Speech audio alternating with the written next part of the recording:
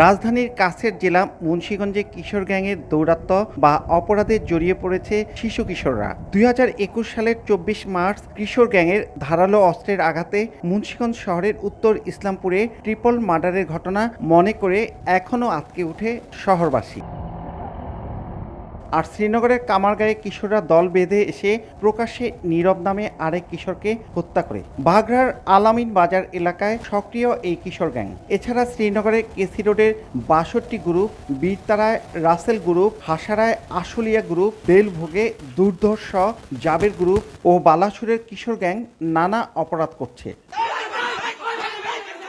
গজারিয়া উপজেলার দৌলতপুর গ্রামে কিশোর গ্যাংয়ের একটি আস্তানায় গত ৪ ফেব্রুয়ারি সেনাবাহিনীর নেতৃত্বে যৌথ বাহিনীর বিশেষ অভিযান চালানো হয়। এ সময় কিশোর গ্যাংয়ের আস্তানা থেকে ১৬টি ধারালো দেশীয় অস্ত্র, ৫টি লোহার রড এবং ৩০টি চকলেট বোমা উদ্ধার করা হয়। তবে কিশোর গ্যাংয়ের কোনো সদস্যকে আটক করা সম্ভব হয়নি। এছাড়াও সড়ক ও মহাসড়কে কিশোরদের বেপরোয়া মোটরসাইকেল চালানোর কারণে দুর্ঘটনা ঘটছে অহরহ। স্থানীয়রা বলছেন, সামাজিক মূল্যবোধের অভাবে বেপরোয়া হচ্ছে কিশোররা। আমরা কিছু বলবো, ওরা শহরের সবার সাথে চাকু, তারপর হইছে কুড়াল এগুলো থাকে। আগে তো টুকটাক কথাবার্তা, যদিও হয়তো অনেক সময় শোনানো গেছে, যায় নাই।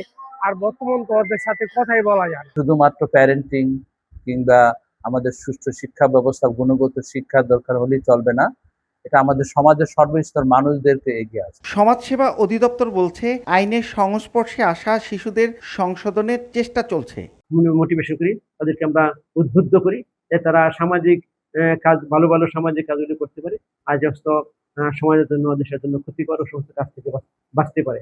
আর পুলিশ সুপার জানান, কিশোর অপরাধ, ইপটিজিং, সামাজিক অবক্ষয়, পর্নোগ্রাফি ও সাইবার অপরাধ, মাদক এবং অনলাইন জুয়ার বিরুদ্ধে গত ৬ মাসে ১৯৭টি সচেতনতামূলক সভা করা হয়েছে। যদি কোথাও কোনো অসঙ্গতি পায়, তার সাথে সাথে যেন আইন প্রয়োগকারী যে সংস্থা আছে, পুলিশ, বিশেষ করে এই পুলিশের কাছে জানালে আমরা দ্রুত সেখানে গিয়ে আইনগত ব্যবস্থা গ্রহণ করব।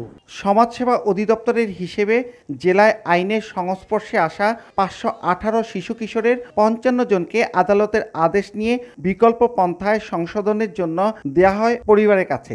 বাকি ৪৬৩ জনকে পাঠানো হয় শিশু উন্নয়ন কেন্দ্রে।